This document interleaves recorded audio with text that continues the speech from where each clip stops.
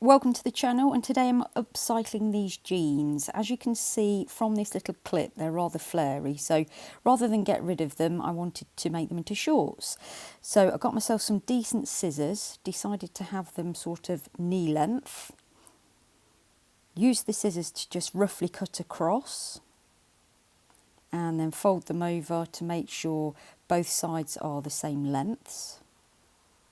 And again, cut them with the scissors.